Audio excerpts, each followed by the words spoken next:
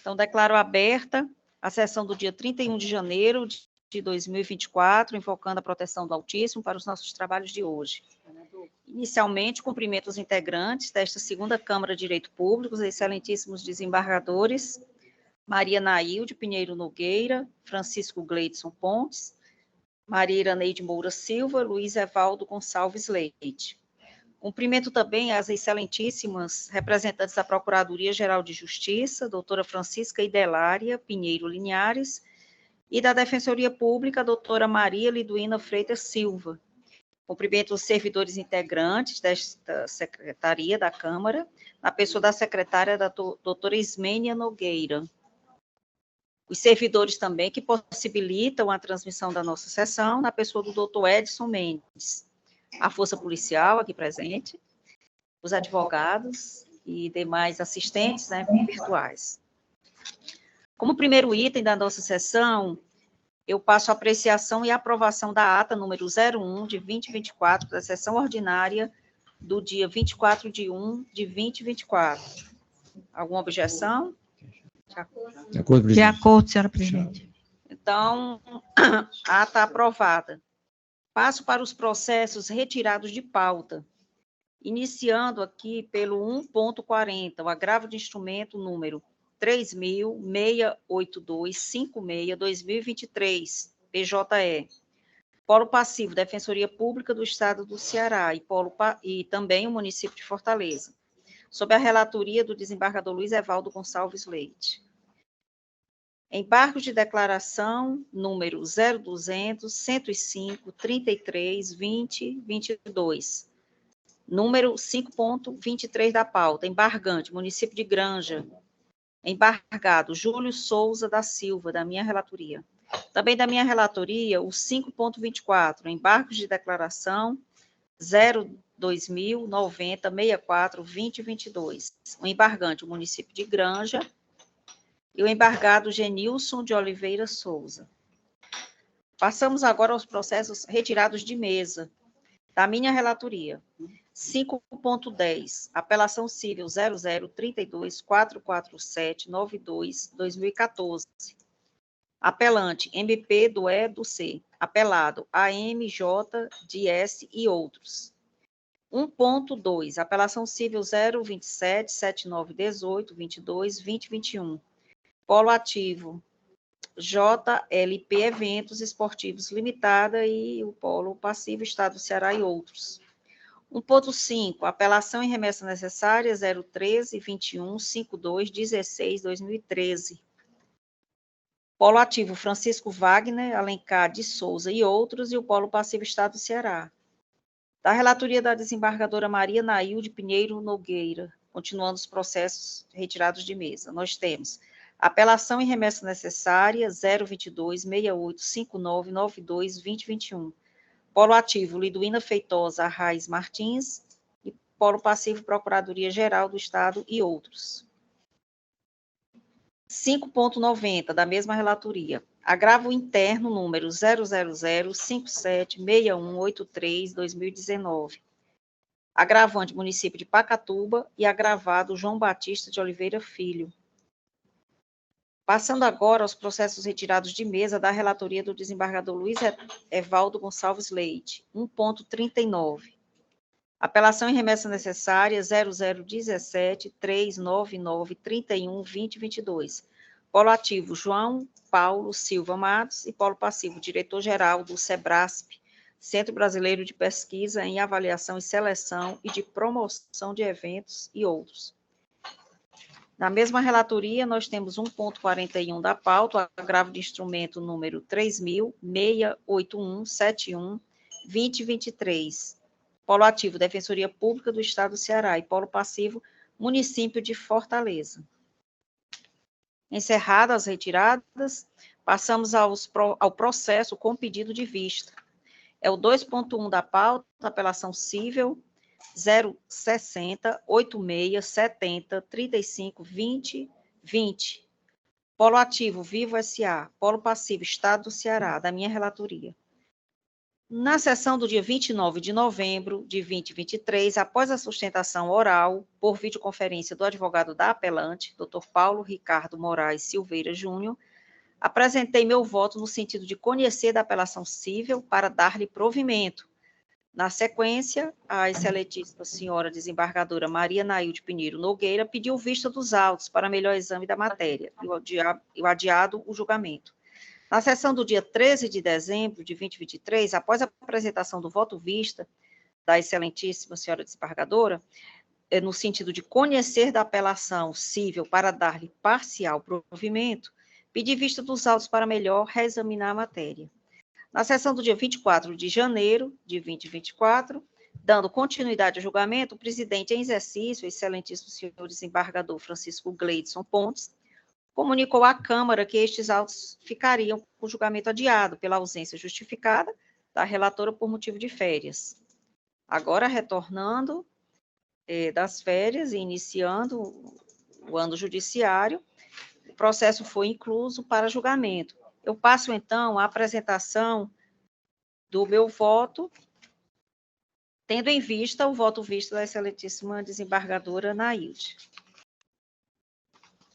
Farei aqui uma síntese do julgamento, desembargadora Nailde, porque os processos, o voto já foi disponibilizado, né, anteriormente para os pares, mas para melhor situar a questão, assim me pronunciei.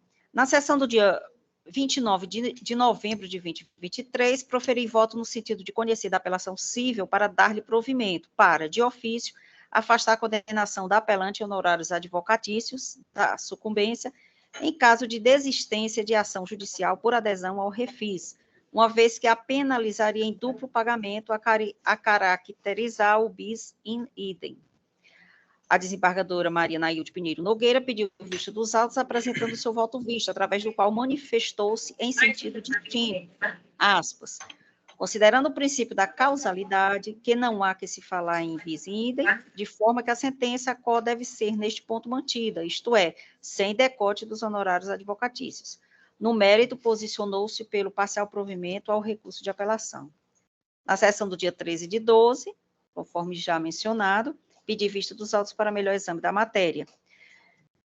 A razão assiste a eminente desembargadora Vistora no tocante ao cabimento de honorários de sucumbência no caso. De saída, pontua o Superior Tribunal de Justiça que, em caso de desistência de ação judicial, por adesão ao refis, o cabimento ou não de verba honorária ficará condicionado ao disposto na legislação de regência. Aqui avanço um pouco para desenvolver o raciocínio numa síntese. Nesse sentido, nos termos do voto visto da eminente desembargadora Maria Nailde Pinheiro Nogueira, aspas, se impede concluir, portanto, e considerando o princípio da causalidade, que não há que se falar no bis in idem, de forma que a sentença qual deve ser neste ponto mantida, isto é, sem um decote dos honorários advocatícios. Aqui é um ponto ao qual me acosto. Então, superado este ponto, passo à insurgência recursal.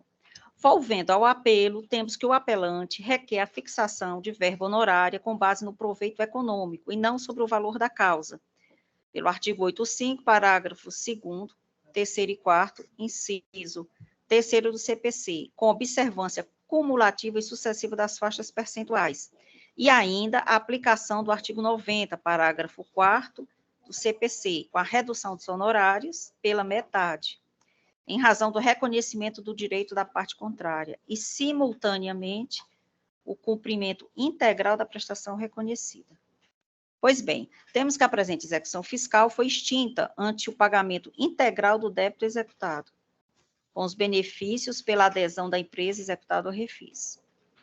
Na hipótese em que pese não ter havido condenação, é possível mensurar o proveito econômico obtido pelo exequente, consistente na diferença entre o valor inicialmente executado e aquele efetivamente pago após a adesão da empresa executada ao refis. Assim, a verba honorária que faz jus deve ser calculada com base nesse proveito. Inclusive, aqui a nobre desembargadora Maria Nailde reconhece isso, remonta ao valor da dívida total, que seriam de 5.307.000. Reconhece também o valor objeto da transação, que ficou na ordem de quase 1,5 milhão. Então, quanto a isso, realmente não há dúvida. No tocante ao pleito de fixação dos honorários de sucumbência, em observância às faixas do artigo 85, parágrafo 3º, inciso 1 a 4º do CPC, a eminente desembargadora Vistora, em seu voto visto, ela sustenta que, aspas, não merece prosperar a pretensão de aplicação das faixas do artigo 85. Com efeito, há entendimento pacífico na Corte da Cidadania, no sentido de que, na execução fiscal, quando não incluídos como encargo na CDA, os honorários provisórios arbitrados no despacho do juiz que ordena a citação devem observar o percentual estabelecido no artigo 827 e não as faixas do artigo 85. Então, assim se pronunciou a Vistora em relação a esse ponto. No entanto, com as devidas vênias à eminente relatora Vistora, diverjo do seu posicionamento nesse ponto. Destaco que, no caso, não se aplica o 827 do CPC, uma vez que a fixação da verba honorária, quanto do despacho inicial da execução fiscal, é dotada de caráter provisório e tem a finalidade de estimular o devedor a pagar de pronto a dívida executada. É cedido pela pacífica jurisprudência do STJ que a adesão ao refis importa no reconhecimento da dívida pelo devedor, que é ponto pacífico. Assim, o presente caso é de adesão ao refis, implicando o reconhecimento pelo devedor da quantia cobrada no executivo fiscal, ficando, pois, sem efeito a fixação de honorários para pronto pagamento da quantia objeto da execução. Aqui eu vou me afastando do artigo 827. Informada a adesão ao refis, extinta a execução fiscal com resolução de mérito, ante o pagamento integral do débito executado, a fixação da verba honorária deve observar as balizas estabelecidas nos parágrafos 2º e 3º do artigo 85 do CPC. Saliente-se que, em 16 de março de 2022, o Superior Tribunal de Justiça, quando do julgamento dos recursos especiais, números 1850, 512, 1877, 883, 1906, 623 e 1906, 618, fixou o tema 1076. Então, com base nesse tema 1076, e dessa forma, dos termos dessa tese fixada pelo STJ, a fixação dos honorários, a depender da presença da Fazenda Pública na lide, deve ser em conformidade com as balizas estabelecidas pelos mencionados parágrafos do artigo 85 do CPC. No caso, a execução fiscal foi extinta, com resolução de mérito, ante o pagamento integral do débito executado, cabendo à parte executada, ora apelante, arcar com o ônus da sucumbência nos termos do artigo 85, parágrafo 2º do CPC, tendo como base o proveito econômico obtido, uma vez que não houve valor da condenação. Nesse sentido, a verba honorária de sucumbência deve ser fixada nos percentuais mínimos das faixas previstas no 85, parágrafo 3º do CPC, coincidência sucessiva dos percentuais sobre as respectivas faixas, no mesmo dispositivo. Aqui transcrevo os dispositivos legais e me encaminho para a conclusão. Por conseguinte, no caso concreto, observando o proveito econômico obtido, qual seja R$ 1.424.432,50, os honorários sucumbiciais, dada a singeleza da causa e o tempo transcorrido entre o ajuizamento da ação e a prolação da sentença, devem ser fixados no percentual mínimo das faixas previstas, no mencionado artigo 85, parágrafo 3º. No tocante ao pleito de aplicação do disposto no artigo 90, parágrafo 4º, outro ponto também levantado pela desembargadora Vistora, eu também divijo do entendimento exposto com as devidas vênias. Aqui transcrevo o artigo 90, e o parágrafo 4º trata sobre a redução dos honorários pela metade, e entendo que é aplicável o referido dispositivo ao processo de execução, conforme previsão contida no parágrafo único do artigo 318 do CPC, que dispõe: o procedimento comum aplica-se subsidiariamente aos demais procedimentos especiais e ao processo de execução. Então, se aplicaria esse artigo ao caso. Então, assim, aplicando, aqui avançando um pouco, entendo que seja razoável arbitrar os honorários da sucumbência no percentual mínimo das faixas do 85, com a redução do parágrafo 4º do artigo 90 do CPC. Aqui também trago jurisprudência, né, nesse sentido, alguns entendimentos jurisprudenciais, enfim, concluo. ante o exposto, conheço da apelação civil para dar-lhe provimento, para ajustar a sentença no sentido de condenar a executada ao pagamento dos honorários advocatícios no percentual mínimo do 8.5, parágrafo 3º, sobre o proveito econômico, e devendo a verba ser reduzida pela metade no parágrafo 4º do artigo 90 do CPC. Assim que me pronuncio sobre essas questões, digamos, complementares ao entendimento principal da nobre relatora, ao qual eu me agrego também, meu entendimento. E assim, passo a palavra à desembargadora Anaílde para a sua manifestação sobre esses acréscimos. Pois não, senhora presidente, reconheço aqui o seu trabalho, o seu estudo com relação à matéria, com relação às observações feitas da minha pesquisa, do meu trabalho com relação a esse julgamento. No entanto, senhora presidente, hoje pela manhã eu estive realmente me debruçando mais uma vez sobre este assunto e quero aqui dizer que mantenho o meu entendimento nos moldes do voto visto. Do voto visto. Certo. Pois não, obrigada, desembargadora Anaílde. Então, passo a palavra ao desembargador Francisco Gleides para o seu pronunciamento. Presidente, percebo que há votos judiciosos nesse processo. E como agora que tive a oportunidade de conhecer melhor a tese que Vossa Excelência trouxe no seu voto vista, eu vou pedir vista do processo. Certo, eu acho que nós ainda temos essa franquia, não é? Exato. Porque houve uma mudança no órgão especial de que os pedidos de vista se limitariam a 2. Sim. Não é? Nesse caso, como não sei se nas câmaras o regimento alcança, se estende. Então, eu fico só com essa dúvida. Eu gostaria, antes do final da sessão, que a gente dirimisse essa dúvida. Sim. Para ver se esse meu pedido de vista ele procede, senão eu farei o julgamento ao final da sessão. Examina aí, por gentileza, Ismene, esse regimento que foi alterado, ver se ele se aplica tão somente ao órgão especial. Ou às câmaras, né? E se as câmaras também estão contempladas. Que o pedido de vista só pode ter, no máximo, 2, o segundo já seria coletivo. Já seria coletivo. De qualquer forma, assim, de plano, me pronuncio favoravelmente, porque eu acredito que é preciso examinar. Tão somente que ficasse suspenso esse julgamento, até a gente dirimir essa dúvida. Certo. E se não puder pedir vista, eu vou fazer meu voto. Eu acredito que, assim, no caso concreto, também se aplique uma prospecção do melhor entendimento. Eu acho que isso deve prevalecer, né? Mas se o regimento já proibir, a gente não tem Se proibir, não tem como avançar. Então, fica em aberto e nós vamos verificar aqui no regimento. Certo? Então, vamos avançando aqui com os pedidos de sustentação oral. Foram feitos, apresentados para a nossa sessão. 5.104 da pauta.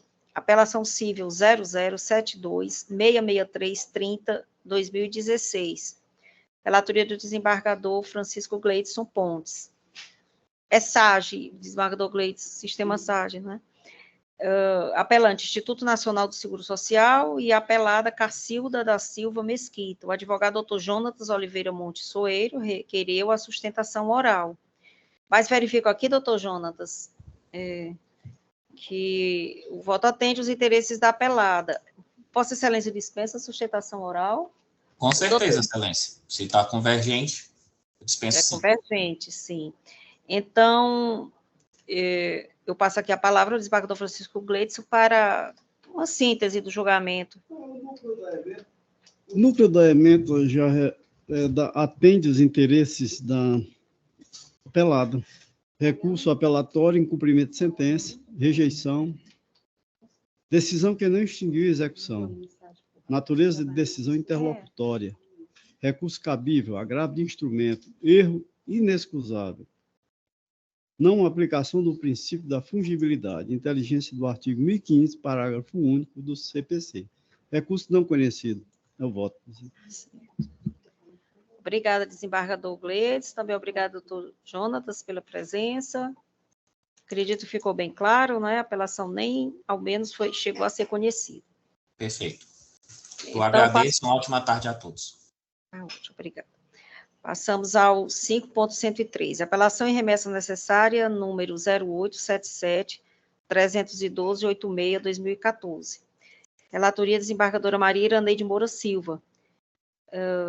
Tem remessa, não é? Então, o remetente foi o juiz de direito da 5ª Vara da Fazenda Pública da Comarca de Fortaleza. E como apelantes, Nilza Maria Costa Batista e Maria Eunides Costa de Souza, apelado do Estado do Ceará. Em nome das apelantes, requeriu a sustentação oral o advogado doutor Juliano Pimentel Fernandes. Doutor Juliano, eu vejo aqui... Boa tarde, desembargador. Boa tarde, o senhor se encontra aqui, não é, na sala, não é isso? Isso. Então, doutor Juliano, eu vejo aqui que as requerentes foram representadas inicialmente pela Defensoria Pública, não é isso? E o senhor ingressou posteriormente nos autos. E que hoje nós estamos com o julgamento do processo. Desembargador, me permite uma questão de esclarecimento? Pois não, doutor Juliano. Só para, na verdade, mais do que pedir uma sustentação, a minha intenção é esse esclarecimento. O processo já foi julgado em uma outra oportunidade por esse tribunal, a apelação já foi julgada em seu mérito e foi mantida a sentença. Houve recurso especial só sobre a discussão de honorários sucumbenciais para a defensoria. Essa matéria ficou suspensa e o STJ firmou a tese. Então, o caso volta para julgamento, mas eu friso apenas sobre essa parte, sobre os honorários sucumbenciais para a Defensoria Pública, conforme tese fixada no STJ. O mérito não foi objeto de recurso especial, já foi entendido como transitado em julgado, tanto que já foi autorizado até cumprimento definitivo de sentença por esse tribunal. Então, a minha intenção era mais esclarecer que o mérito já está resolvido e transitado em julgado, e que o que se vai julgar aqui não é a apelação como um todo, e sim a questão dos honorários sucumbenciais. Certo. Exatamente. Aqui nós estamos com um juízo de retratação, e que se atém a isso. Então, o senhor dispensaria a sustentação oral, é isso? Sim, excelência. Porque, na realidade, esse esclarecimento... já expôs o seu pedido. Eu vou passar a palavra à nobre relatora, a desembargadora Maria Iraneide, para ela melhor explicitar essa questão e ficar bem claro e não causar nenhum prejuízo às clientes. Obrigada, senhora presidente, meus cumprimentos aqui ao nobre advogado.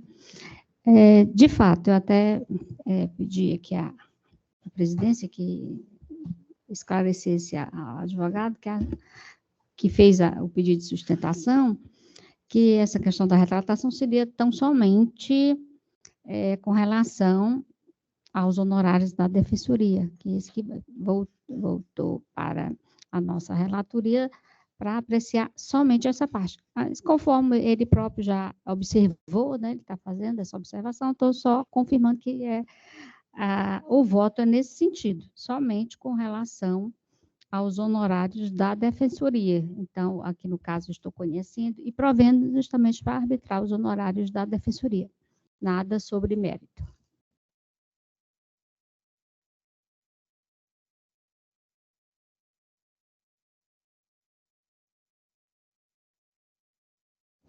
Pois não.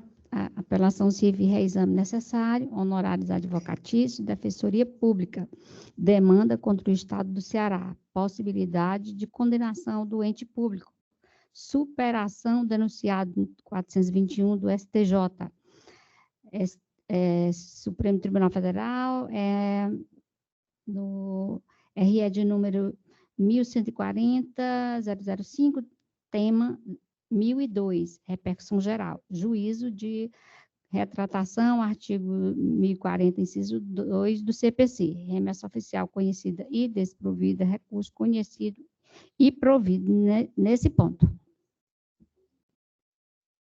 Obrigada, desembargadora Iraneide. Então, proclamo o resultado. Apelação e remessa necessária conhecidas e provido o apelo e desprovida a remessa necessária. Isso. Exato, né? O que atende aos interesses das apelantes. Então, obrigada, doutor Juliano.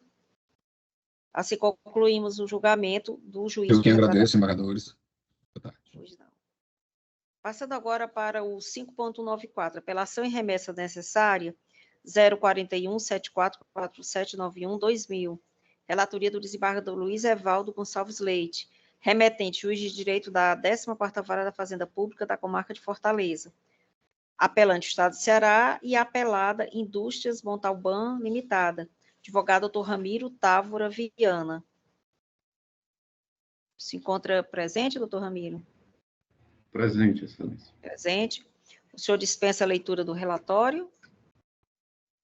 Dispenso, sim. A gente pode ir direto para a sustentação. Direto para a sustentação. Então, Vossa Excelência tem os 15 minutos regulamentares da sustentação, para podendo iniciá-la de pronto. Tá certo. Primeiramente, eu quero cumprimentá-los, Excelência. Uma boa tarde para todos. Boa tarde para os colegas presentes também, secretária.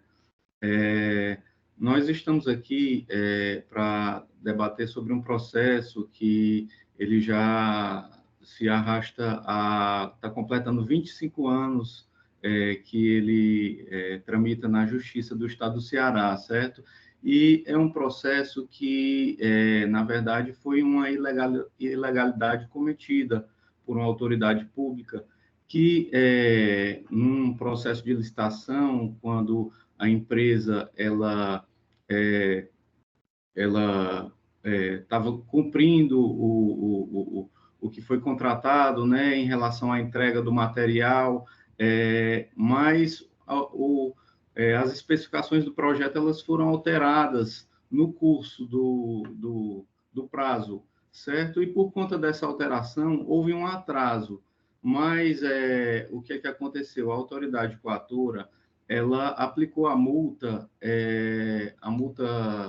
prevista no contrato de forma arbitrária, certo? Porque ela acabou por desconsiderar essa alteração das especificações, certo? Então, assim, é um processo que ele foi...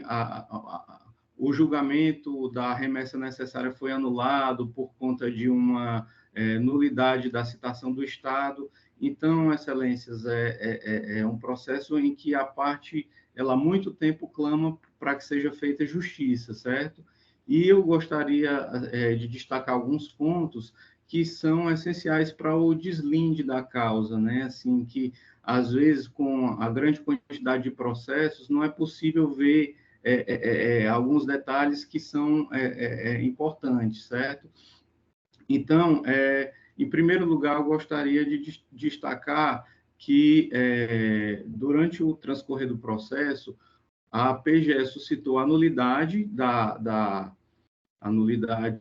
remessa, da intimação para remessa necessária, mas ela não trouxe no seu recurso de apelação qualquer argumento, qualquer fato novo que já não tivesse incluído nas informações prestadas pela autoridade coatora, certo?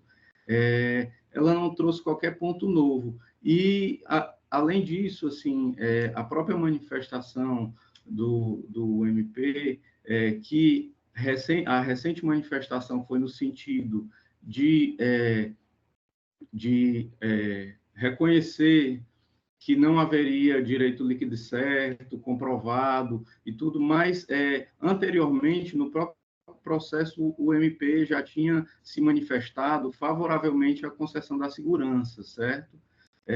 Então, assim, são alguns pontos que são de importante atenção para o deslinde da causa, senhores. Mas eu gostaria de focar aqui na cronologia dos fatos, né? Porque, assim, a autoridade pública, no caso, o gerente da Secretaria de Desenvolvimento Urbano, né, Sanifor, na época, isso em 98, 99, ele aplicou essa multa sob a alegativa de que a empresa teria atrasado o prazo de entrega dos materiais, né, no caso, uns tampões, né, de ferro fundido. Só que a própria cronologia e os próprios documentos trazidos pela parte à época demonstram que essa multa foi arbitrária, foi legal, certo? Então, assim, primeiramente, eu aqui recorrendo a alguns apontamentos do processo, a gente pode ver o seguinte, que a Impetrante ela foi contratada pela SDU Senifor através de licitação para a fabricação desses tampões de ferro e teve um prazo de 60 dias para entregar, né, para concluir a contratação. Esse prazo começava a contar da ordem de fornecimento. Só que a ordem de fornecimento ela foi emitida dia 13/7/1998, conforme consta nas folhas 18 do presente processo. Só que o que é que acontece? Posteriormente, a empresa ela envia um fax, porque a empresa é sediada lá em Minas Gerais, em Divinópolis, certo? Então, todas as comunicações, elas eram feitas ou via fax ou via telefone. Então, assim, o que foi possível a empresa comprovar, ela trouxe através dos documentos que estão colacionados no caderno processual. Então, excelências, após essa ordem de fornecimento, no dia 21/8/98, né, mais ou menos um mês após, a empresa envia um fax para o Estado do Ceará, para a Secretaria de Desenvolvimento, solicitando uma prorrogação do prazo do contrato, né? Ela envia citando que houve uma alteração no projeto original e abordando mais algumas questões técnicas e solicitando alteração no prazo do contrato, né? E o que é que ocorre? Logo em seguida, poucos dias depois, no dia 25/8/1998, conforme o documento que consta as folhas 19, a Secretaria de Desenvolvimento envia um fax de volta para a empresa, solicitando a alteração do projeto original, certo? Esse fax ele foi enviado exatamente 42 dias após o prazo inicial do contrato. E o prazo inicial, recordando aqui, era de 60 dias, ou seja, o Estado, né, a autoridade coatora, alterou o projeto original após a metade do prazo para entrega, certo? Esse é o ponto crucial, assim, que Vossas Excelências devem se ater.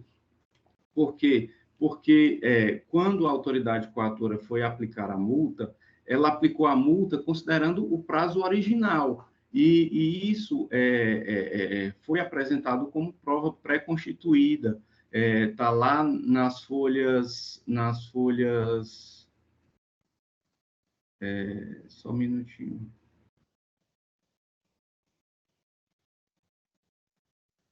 Folha 31, nas folhas 31 do presente processo, há um documento, que é uma memória de cálculo enviada pela Secretaria de Desenvolvimento, fazendo o cálculo da aplicação da multa que foi retida e considerando para a aplicação dessa multa o prazo original do contrato. Ou seja, ela aplicou o prazo de forma arbitrária, sem considerar a própria prorrogação, a própria alteração no projeto que ela mesma fez. Então, Excelências, esse ponto, ele demonstra claramente que houve uma ilegalidade, né? Houve um abuso da supremacia do interesse público. O Estado, ele, apesar de ter esse poder, ter essa supremacia, ele não poderia ter agido dessa forma, de forma ilegal, ofendendo o princípio da moralidade. Então, a empresa ela teve mais de 1/3 da sua remuneração desse contrato retida por conta da aplicação dessa multa. E, assim, fica bastante evidenciado que houve um desrespeito, houve um desrespeito à boa-fé objetiva, houve um desrespeito à própria questão da legalidade, né? Porque a lei de licitação, vigente à época, 8666, ela previa a alteração do prazo do contrato, nesses casos, né, nos casos em que houvesse alteração unilateral por parte do ente público. Então, excelências, eu gostaria de rogar a vocês que realmente fizessem justiça nesse caso, porque a empresa, ela aguarda, ela teve esse viés, esse déficit financeiro já há 25 anos atrás, que ela não recebeu o valor que era devido pelo trabalho, pelo serviço prestado. E por conta de detalhes processuais, né, uma falha de intimação, o processo voltou quase que à estaca zero. Assim, fazendo um adendo aqui, alguns anos atrás, o dono da empresa me ligou para saber como é que estava o processo e perguntou, né, doutor, será que pelo menos os meus filhos ou os meus netos vão ver esse dinheiro, né? Então, excelências, é até difícil, assim, como advogado, tratar com a parte e dizer para ela que o direito dela corre o risco de nem sequer ser consagrado, ser conferido. Então, nesse sentido, eu peço que Vossas Excelências possam ver com clareza essa questão e apenas reconhecer o que já foi garantido pela sentença de mérito que garantiu a segurança, certo? Então, agradeço a paciência e uma boa tarde para vocês. Obrigada, doutor Ramiro. Passo a palavra ao desembargador Luiz Evaldo. Pois não, presidente, eu vou aqui pelo projeto da emenda. E tem o cerne da questão jurídica debatida no recurso em apreço, reside no alegado direito líquido e certo da impetrante e afastar a multa aplicada pela autoridade impetrada em razão de suposta prorrogação contratual tácita que havia em razão da alegada alteração do contrato original. E tem 2. Caso em que merece ser provido o apelo interposto pelo Estado do Ceará, pois a prova acostada pela autora demonstra que, ao contrário do alegado, a própria impetrante teria descumprido o prazo de 60 dias para fornecimento dos tampões, uma vez que o edital já trazia as especificações necessárias para a fabricação. E tem 3. Sobre o tema, o Superior Tribunal de Justiça já se manifestou no sentido de considerar que, aspas, a teoria do silêncio eloquente é incompatível com o imperativo de motivação dos atos administrativos, fecha aspas. RESP 16284, relator ministro Gomes de Barros, página 3447. Portanto, o silêncio da administração não poderia ser interpretado como aprovação da dilação do prazo, tendo a impetrante assumido o risco ao descumprir o cronograma. Item 4. Em sede de mandado de segurança, o direito invocado pelo impetrante deverá, obrigatoriamente, ser demonstrado na petição inicial, com todos os requisitos para o seu reconhecimento e exercício no momento da impetração. Dessa forma, torna-se inviável a via mandamental para assegurar o direito perquirido pela autora, face à inadequação da via eleita, sendo a denegação da segurança a medida que se impõe. Eu vou à parte dispositiva. Voto, diante de todo exposto, do provimento da remessa necessária e ao apelo interposto pelo Estado do Ceará para reformar a sentença e denegar a segurança, extinguindo o feito sem resolução de mérito, com fundamento no artigo 485, inciso 6 romano do CPC. É assim que voto, presidente. Obrigada, desembargador Evaldo. Em que pese a enfática defesa, né, sustentação oral do advogado, realmente a prova acostada pela autora aqui, verifico, ela não comprova o descumprimento do contrato. Pelo contrário, ela alegou anteriormente até que não poderia ter cumpri-lo no prazo determinado, havendo mudanças, né, nas especificações. E o voto analisa isso, e dentro dessa via, né, da mandamental, fica muito complicado realmente apurar toda esse conjunto probatório. Então, por conta disso, acompanho o eminente relator E passo a palavra à desembargadora Maria Naide Pinheiro Nogueira. Pois não, senhora presidente, tive acesso ao entendimento do desembargador Evaldo e também agora a fala de Vossa Excelência. Acompanho integralmente o voto do eminente relator. Então, proclamo o resultado, apelação e remessa necessária conhecidas e providas.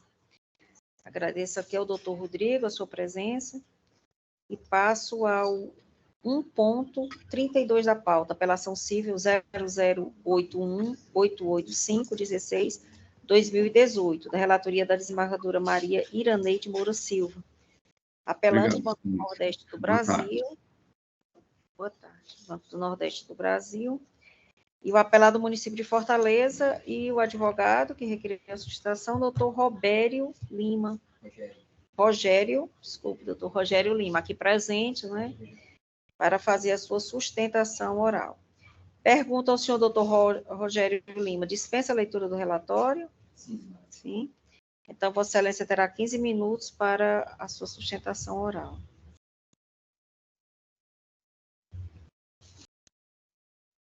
Excelente senhora presidente, senhora desembargadora relatora, desembargadora Maria Iraneide, Outro ponto para olhar, né? desembargadora Nail, desembargador Evaldo, desembargador Gleides, saúde, inclusive, de uma forma especial, peço bem, desembargador Evaldo, desembargador Gleides, por esta composição feminina hoje, brilhante, que está aqui como prioritária nesse colegiado. Os colegas advogados aqui presentes, servidores desta casa, doutor Ismênia, meu bolsista lá do Banco do Nordeste. De uma forma bem objetiva, essa apelação civil do Banco do Nordeste, ela trata sobre se conserva ou não os autos de infração, que foram apenas 4, apesar de na ação natória iniciarem com 8, o banco quitou já 4, que são os autos de infração 1887 e 1924 a 1926, do ano de 2006, que foram conservados pela sentença. Portanto, esse é o objeto dessa apelação civil. Bem, de pronto, o Banco do Nordeste traz, na verdade, a atenção deste tribunal para informar que em 2021, com o refis Covid, o banco teve a oportunidade de análise de risco de entender que deveria, naquele momento, quitar o auto de infração 1887.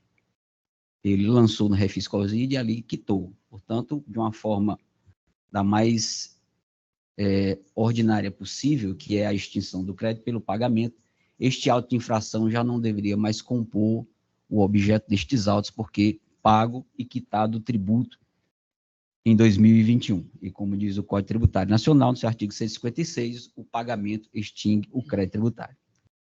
O auto de infração 1924, de 2006, na verdade, nós temos ali um ato de autoridade que realizou um lançamento sobre serviços inexistentes para a época. Eu estou lhes dizendo isso porque o artigo 144 do CTN diz que o lançamento ele se reporta à data do fato gerador e aplica-se a lei, então, vigente, mesmo que modificada. O ato, naquele momento de lançamento, fez um lançamento sobre os exercícios de 2001, 2002 e 2003. E, naquele instante, o município tipificou nos itens 23, 24 e 96 da sua lei municipal 6252 de 1987, que, na verdade, sofreu uma adaptação da lei complementar 5687. Quando a gente fala de ISS, a gente sempre pensa nas leis que vieram no tempo, como, de forma nacional, o Decreto-Lei 408 de 68, a Lei Complementar 56 de 87 e hoje a Lei Complementar 116 de 2003. Mas por que o Banco do Nordeste defende como serviços inexistentes? Primeiramente, é importante dizer que a própria sentença não supriu, na hora que o banco interpôs os embargos de declaração, omissões e contradições que estavam presentes no próprio conteúdo da sentença.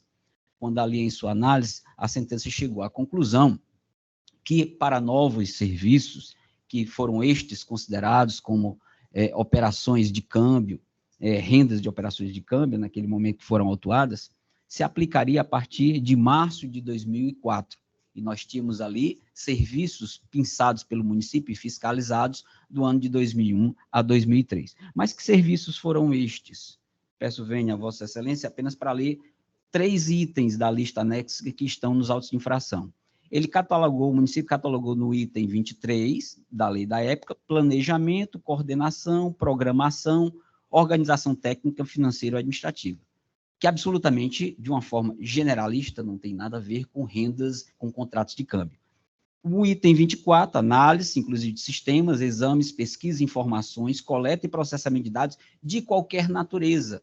No entanto, não fazia menção aí às instituições financeiras, porque sempre a lista anexa, que traz, na verdade, os critérios que se pode dali pensar os possíveis serviços, sempre apontou de forma expressa que serviços estavam direcionados àqueles que são prestados pelas instituições financeiras.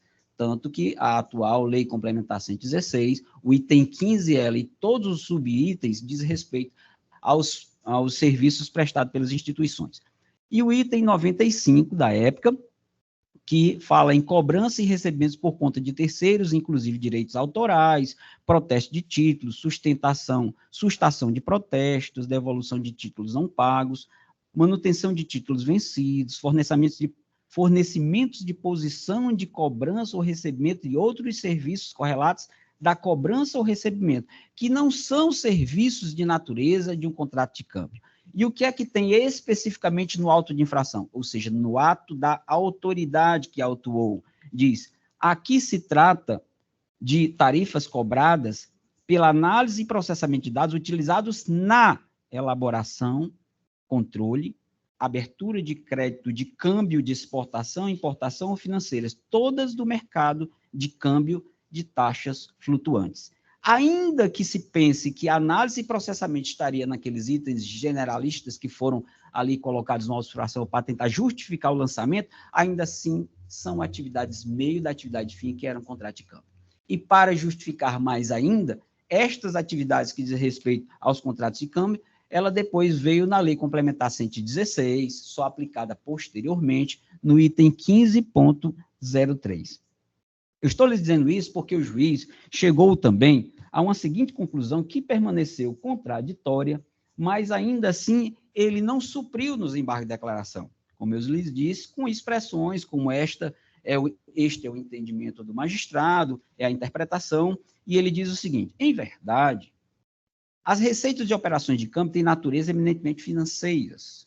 Isso está lá na página 13 da sentença. Estando assim sujeitos à tributação do IOF de competência da União, não possuindo qualquer relação com a prestação de serviço sujeito ao ISS. Aí vem o trecho que ele finaliza. No entanto, neste caso, não trouxe o autor qualquer prova nos autos de que referida operação trata-se de receita de operações de câmbio, a afastar a incidência do ISS, não fazendo qualquer prova dos fatos constitutivos do direito vindicado, mesmo que intimada para manifestar interesse na produção de provas. Ora, excelências, o lançamento, como diz o artigo 142, é um ato exclusivo de autoridade vinculado. O lançamento é um ato administrativo com presunção de legitimidade. E quem diz que ali eram contratos, eram operações de câmbio, é o próprio lançamento. Foi a própria autoridade que, para chegar a esta conclusão e atestar em linguagem o lançamento daquelas operações, teve que fiscalizar e recebeu do banco os balancetes e os planos de conta. Portanto, mais do que qualquer coisa, as provas estavam nos autos. O que se esperava só era agora a análise do direito aplicada àquelas provas. Portanto, nós entendemos que os serviços que foram elencados pelo município de Fortaleza nos autos de infração não são serviços que podem se equiparar com gênero, serviços da mesma espécie de contratos de câmbio. Entendemos que os serviços que o auto de infração fez menção com contratos de câmbio, naquele momento eles não existiam. Portanto, o banco defende a nulidade desses autos de infração. E os demais autos de infração, como o 1925 e o 1926, são autos de infração também que, mesmo tratando sobre operações de câmbio, são aplicados aí, na verdade, deveria incidir o IOF e não o ISS. Eu chamo a atenção para isso, porque ao se analisar este caso, entre muitos outros que o tribunal constantemente analisa sobre lista anexa, Mas, ao se analisar a sentença frente aos elementos de prova que estão, eu diria, com todo respeito ao magistrado que, à época, pronunciou-se nessa sentença, aquela foi uma sentença que tem um cunho genérico, que ela é muito boa para uma exposição salarial do seu direito tributário. Mas o direito que ali aplicar se aplicaria em qualquer situação. Neste caso aqui, não. Porque, neste caso, não se aplicaria a lei vigente dos serviços que foram elencados pelo município naquele momento. Então, o Banco do Nordeste, assim, reafirma o seu posicionamento e requer de Vossas Excelências, nesse instante, a atenção ao provimento desta apelação, fazendo menção novamente. O primeiro auto, 1887, foi quitado, e os demais, inclusive, o 1924, 1925, inclusive teve pagamentos parciais. Todas essas comprovações, essas provas de pagamento estão nos autos, citando inclusive os IDs, depois do processo ter migrado para o PJE. Estão nos autos. Então, ainda que esta corte venha entender e conservar autos de infração 1925 e 1926, houve pagamentos parciais que foram mencionados e foram atestados e confirmados pela segunda instância administrativa do CAT, da CEFIM, que devem ser considerados no seu valor histórico na atualização quando for. Então, nesse momento, eu concluo a minha sustentação oral pedindo o provimento da apelação civil do Banco do Nordeste e a reforma da sentença. Muito obrigado. Obrigada, senhora presidente. Meus cumprimentos ao doutor Rogério. E, senhora presidente, considerando aqui a fala do nobre advogado, só para deixar esse voto com bastante segurança, eu vou pedir vistas para fazer uma revisão com relação a esses pagamentos que foram citados aqui na sustentação.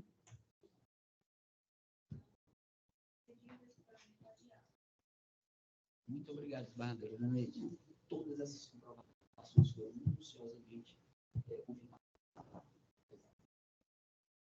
Então, passamos aqui ao 5.170. Grave de instrumento 062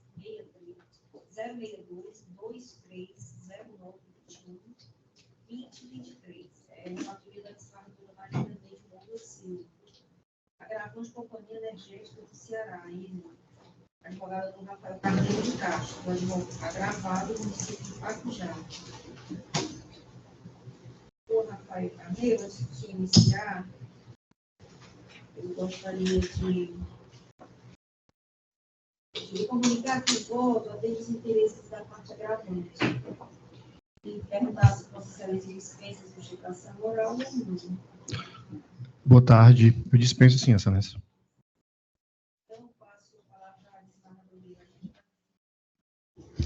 Obrigada, senhor presidente. Eu vou me ater somente ao caixado da emenda, senhor presidente, que, conforme Vossa Excelência já adiantou, que o voto contempla aqui,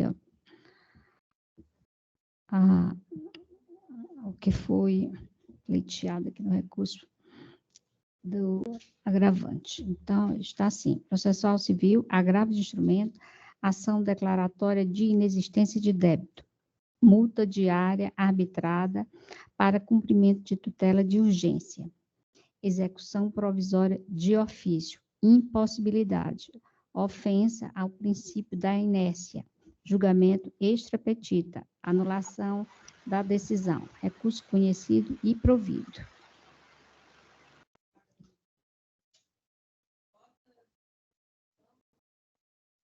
Presidenta, eu confirmo o meu voto provisório, acompanhando a douta relatora.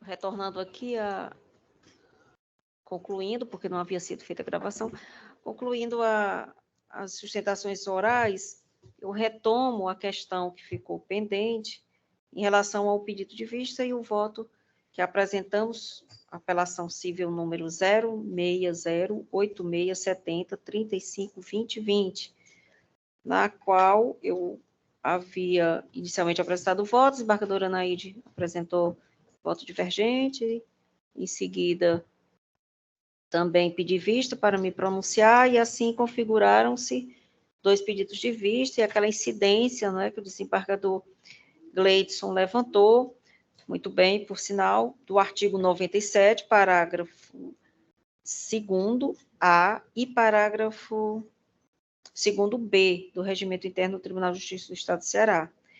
Feita aqui as devidas consultas à nossa secretaria, né, do Judiciário do Tribunal de Justiça, foi confirmado que esse pedido de vista coletivo, ele se dá quando há um segundo pedido de vista de autos, considerando, inclusive, o pedido de vista do próprio relator. Perfeito. E que se abriria esse prazo de 10 dias úteis seguidos. Então, para seguirmos, né, como bem observou o desembargador Gleidson, essas determinações legais, as disposições legais, embora eu continue entendendo que é bem salutar essa revisão, mas acredito que o voto ficou bem explicado, o desembargador Anaíde também muito bem colocado. Tá claro, e eu estou aqui com o voto aberto da desembargadora Anaíde, para poder consultar, Sim. E acompanhei a leitura do voto de Vossa Excelência. Certo. Agora, eu vou me filiar ao voto proferido por Vossa Excelência por uma razão simples, privilegiando os interesses públicos vinculados à fazenda pública. Porque na execução, nós temos uma norma que já é benéfica à própria fazenda pública. O artigo 85, quando estabeleceu essas margens de aplicação sucessivas para condenar a fazenda pública, já o fez pensando em minimizar o ônus ao erário. Eu vejo que o voto da desembargadora Nailde, ele afasta exatamente a aplicação das faixas, né? E afasta também a incidência do artigo 90, parágrafo 4º do Código de Ritos. Eu vou me filiar ao voto de Vossa Excelência por prudência, em benefício exatamente do erário. Certo. Pelas faixas mínimas, mas com obediência às faixas, né? Então, aqui, como há essa divergência, haverá o cabimento do julgamento estendido.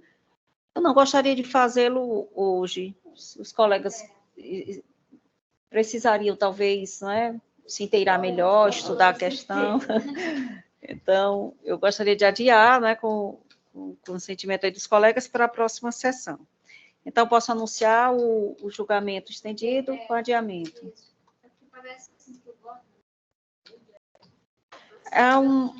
A parcial de provimento. Meu provimento, desembargador Gleidson, provimento, e fica a questão para ser melhor refletida, né?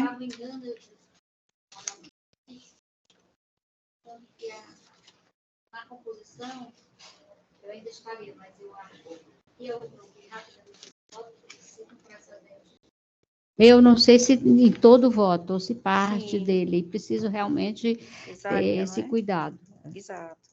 Até porque firma precedente é bem complicado, né, nos posicionarmos. Com prudência fica melhor. Então, concluídas as sustentações orais... Presidente, pela ordem. Pois não. Teve um processo que eu retirei de mesa e que o advogado fez a sustentação oral na última sessão, mas me parece que ele não requeriu novamente a sustentação oral. O caso que eu pedi para... No caso, as sustentações, elas se renovam para a próxima sessão. Ele não haverá mais necessidade de requerer. Eu já retirei porque ele alegou que tinha juntado uma petição. Realmente ele juntou a petição, um documento, até da Cefaz, mas esse documento não acrescentou nada e, por isso, eu vou manter o meu voto. Acho que vai ser julgado normalmente. Normalmente na próxima sessão. Não, seria hoje. Nessa sessão? Porque ele não, mas ele não compareceu, não compareceu. Não requereu, né? Então, eu sei, ele não requereu. Não, mas ele já se renova para essa sessão. Então, ele poderia ter comparecido, é isso, né? ele poderia ter comparecido e apresentado a sua, então ele não se pronunciou. Não havendo, vamos manter o voto normal. Certo, né? o julgamento, aliás. pronto. Vossa Excelência incluiu, continuou, incluindo na pauta, não é isso? Retirou, mas para apresentação nessa. Só de mesa. Só de mesa. Só de mesa. Ah, então pronto. Então havia previsão de apresentação nessa sessão. Então, automaticamente. Obrigado. Então ele estará incluído agora nessa nossa fase, né, de votação. E agora nós passamos para as manifestações da Procuradoria e depois a confirmação dos votos. Bem, então, concluídas as sustentações orais, passamos às manifestações da Procuradoria-Geral de Justiça e da Defensoria Pública. Indago assim a excelentíssima representante da Procuradoria-Geral de Justiça, doutora Idelária, Francisca Idelária Pinheiro Linhares, se há alguma manifestação do vosso interesse, doutora Idelária.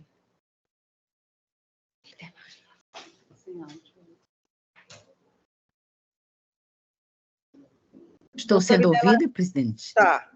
Muito obrigada. Boa tarde, presidente, em nome de quem cumprimento a todos os presentes nessa sessão. Na verdade, o Ministério Público tem quatro processos, né, que foram julgados, mas dois de improbidade administrativa, o 003447, tem o 000798, né,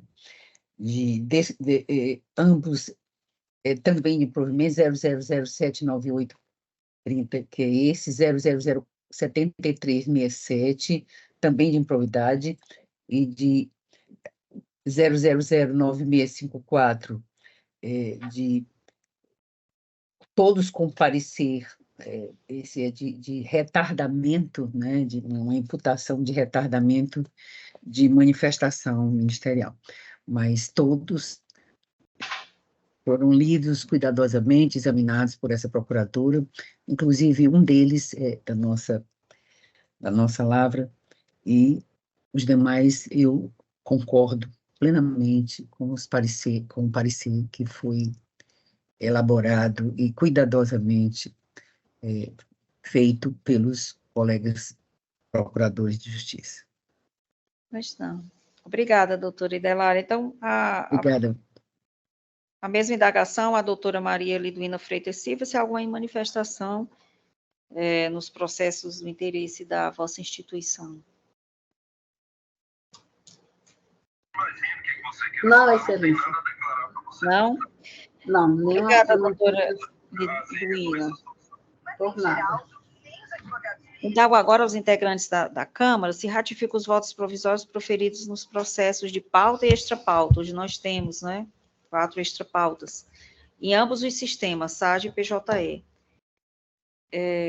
Indago aqui, iniciando pela desembargadora Maria Nailde.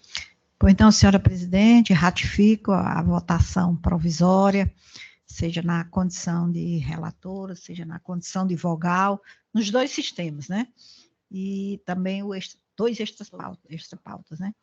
Então, ratifico todo o trabalho que é realizado. Desembargador Gleidson. Não, presidente, ratifico todos os votos proferidos na condição de relator e partícipes das tríades julgadoras em ambos os sistemas, inclusive os que estavam pendentes de votação, eu já o fiz aqui. Sim. No PJE. Ratifico todos eles. Obrigada. Desembargador Gleidson. Desembargadora Maria Iraneide. De igual modo, senhora presidente, eu também ratifico os votos provisórios já proferidos, tanto na condição de relatora como de vogal, em ambos os sistemas, e no meu caso, eu tinha os dois processos extra-pauta também, estou ratificando. Obrigada, desembargadora Iraneide. O desembargador Evaldo, como se pronuncia? Também confirmo, presidente, todos os votos proferidos por mim, seja como relator ou como vogal, em ambos os sistemas. Obrigado. Obrigada. Também, por minha vez, ratifico todos os votos provisórios proferidos na qualidade de relator e vogal em ambos os sistemas.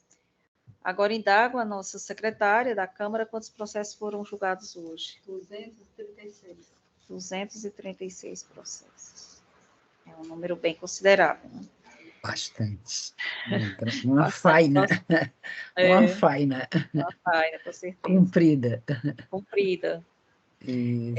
Indagam, então, aos pares, aos presentes também, as Procuradoria, Defensoria, se há algum registro a fazer. Eu tenho aqui, senhora presidente, como é do conhecimento de todos, no dia 30 de dezembro faleceu tragicamente o jovem advogado, professor acadêmico, Mário Cabral, doutor Mário Cabral, por sinal, irmão do diretor da Faculdade de Direito da Universidade Federal de Ceará. Então, eu quero propor aqui um voto de pesar pelo falecimento do nobre advogado, doutor Mário Cabral, devendo tal solicitação ser comunicada ao doutor Gustavo César Machado Cabral, irmão do falecido. Está certo, desembargadora Anaílde, todos se acostam? De acordo. De acordo. O Ministério Público também gostaria, excelência, de se associar. Obrigada. Bem lamentável, e nós faremos a título de uma mínima consolação, né, em relação à família. Mais algum registro? Não? Então, eu declaro encerrada a sessão, agradeço a presença de todos, dos advogados aqui presentes, e até a próxima, se Deus quiser.